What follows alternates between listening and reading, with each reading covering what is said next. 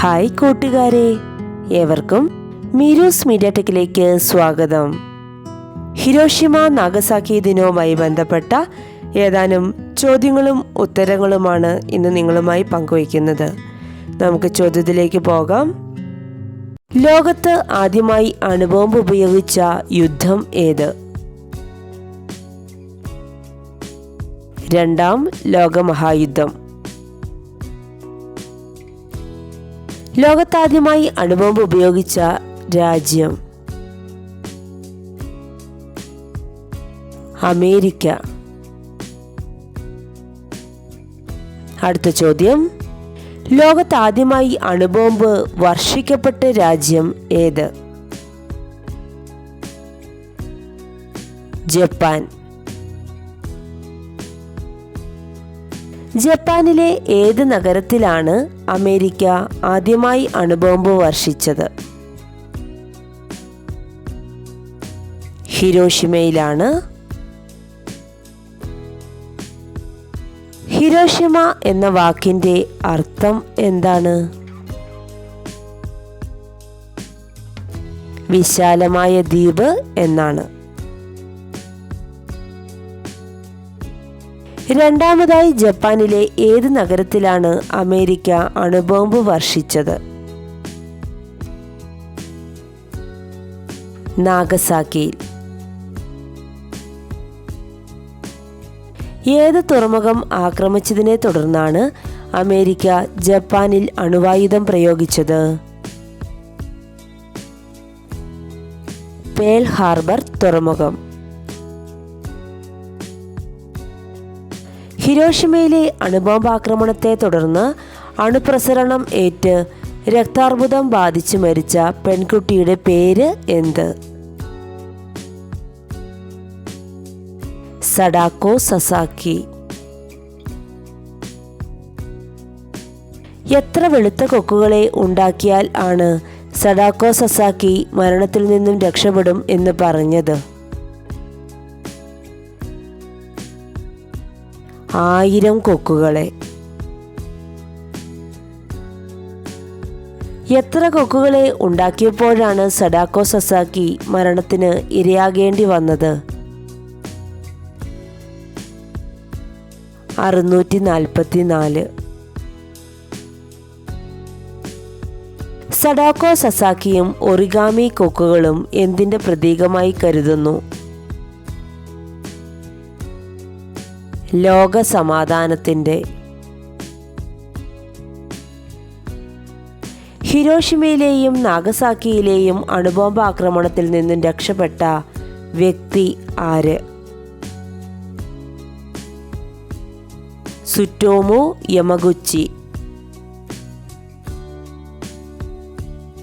ആണവ നിരായുധീകരണത്തിന്റെ സന്ദേശവുമായി ശാസ്ത്രജ്ഞന്മാരുടെയും ചിന്തകരുടെയും നേതൃത്വത്തിൽ ഉണ്ടായ പ്രസ്ഥാനം ഏത്? പക്വാഷ്. ലോകത്ത് ആദ്യമായി അണുബോംബ് പരീക്ഷിച്ചത് എവിടെ? മെക്സിക്കോയിലെ മരുഭൂമിയിൽ. ഹിരോഷിമയിൽ അണുബോംബ് സ്ഫോടനത്തിന് ശേഷം ആദ്യമായി വിരിഞ്ഞ പുഷ്പം ഏത്? ഒലിയാണ്ടർ പുഷ്പം. ഉദയസൂര്യന്റെ നാട് എന്നറിയപ്പെടുന്ന രാജ്യം? ജപ്പാൻ. ആറ്റം ബോംബിന്റെ കെടുതികൾ അനുഭവിച്ചറിഞ്ഞ ജനത സമാധാനത്തിന്റെ പ്രതീകമായി പണിത മ്യൂസിയം ഏത്? Hiroshima peace memorial museum. ലോക സമാധാനത്തിനായി രൂപം കൊണ്ട സംഘടന ഏത്? ഐക്യരാഷ്ട്ര സംഘടന. ലോക സമാധാനത്തിന്റെ പ്രതീകമായ കടലാസു കൊക്കിന്റെ പേരെന്ത്? സഡാക്കോ കൊക്കുകൾ. യുദ്ധവും സമാധാനവും എന്ന പ്രശസ്ത കൃതിയുടെ രചയിതാവ് ആര്? Leo Tolstoy. ഐക്യരാഷ്ട്ര സംഘടനയുടെ ആസ്ഥാനം എവിടെ? അമേരിക്കയിലെ ന്യൂയോർക്ക്. ഏത് ലോകയുദ്ധത്തിനു ശേഷമാണ് ഐക്യരാഷ്ട്ര സംഘടന രൂപം കൊണ്ടത്? രണ്ടാം ലോകമഹായുദ്ധം. സഡാക്കോയും 1000 പേപ്പർ കൊക്കുകളും എന്ന പുസ്തകത്തിന്റെ രചയിതാവ് ആര്? Eleanor coir. 1000 കൊക്കുകളും ഒരു ശാന്തിപ്രാവും എന്ന ബാലസാഹിത്യ കൃതിയുടെ രചയിതാവ് ആര്? Professor S Sivadas. ആറ്റം ബോംബിന്റെ പിതാവ്? Robert Oppenheimer. അണുബോംബ് ആക്രമണത്തിനിരയായിട്ടും ജീവിച്ചിരിക്കുന്നവർക്ക് ജപ്പാനീസ് ഭാഷയിൽ പറയുന്ന പേരെന്ത്? ഹിബാക്കുഷ. ഹിബാക്കുഷ എന്ന ജപ്പാനീസ് വാക്കിന്റെ അർത്ഥം സ്ഫോടനബാധിത ജനത. അമേരിക്ക ഹിരോഷിമയിൽ അണുബോംബ് വർഷിച്ചത് എന്ന്? 1945 ആഗസ്റ്റ് 6.